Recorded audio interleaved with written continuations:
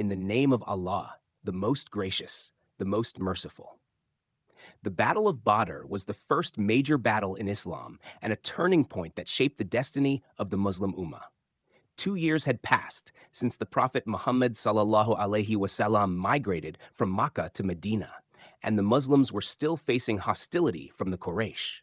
They had left behind their homes, wealth, and property, and the Quraysh continued to plot against them. The Prophet sallallahu alaihi wasallam received news that a large Quraysh caravan led by Abu Sufyan was returning from Syria, carrying goods and wealth that belonged to the Muslims. The Prophet sallallahu alaihi wasallam set out with about 313 companions, not with the intention of war, but to intercept the caravan and reclaim their rightful belongings.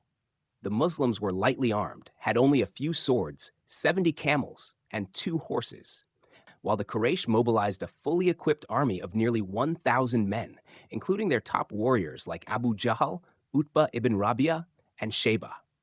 When Abu Sufyan learned of the Muslims' plan, he cleverly changed the caravan's route and sent word to the Quraysh army to turn back. But Abu Jahl insisted on marching forward to crush the Muslims once and for all. The two forces met at a place called Badr, a valley with wells and sand dunes, on the 17th of Ramadan in the 2nd year after Hijrah. The Prophet ﷺ spent the night in prayer, raising his hands to the sky, saying, "O Allah, if this small group of Muslims is destroyed today, there will be none left to worship you on earth."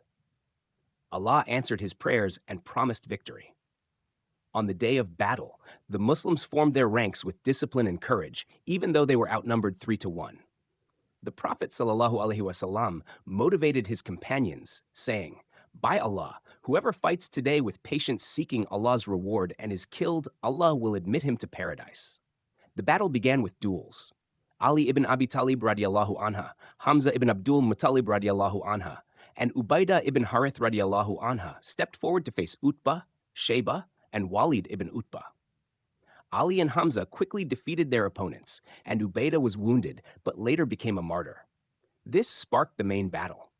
Despite being outnumbered, the Muslims fought with faith and unity. The Quran describes that Allah sent down angels to strengthen the believers.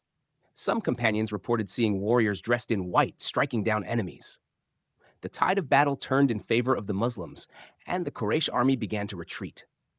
Abu Jahl, the arch enemy of Islam, was killed by 2 young Ansar companions, Mu'ath ibn Amr and Mu'ath ibn Afra, fulfilling the Prophet's prophecy that the pharaoh of this ummah would be slain. When the dust settled, 70 of the Quraysh had been killed and 70 captured, while only 14 Muslims were martyred. This victory was not just military, but spiritual. It proved that faith and trust in Allah can overcome overwhelming odds. The Muslims returned to Medina victorious, and their morale was lifted. The Battle of Badr sent a message to the entire Arabian Peninsula that Islam was a rising force under divine protection. It was a day when truth triumphed over falsehood, and the words of Allah were fulfilled. Indeed, Allah gave you victory at Badr while you were few in number. So fear Allah that you may be grateful. Quran 3:123. The Battle of Badr teaches us that victory comes through faith, patience, discipline, and reliance on Allah.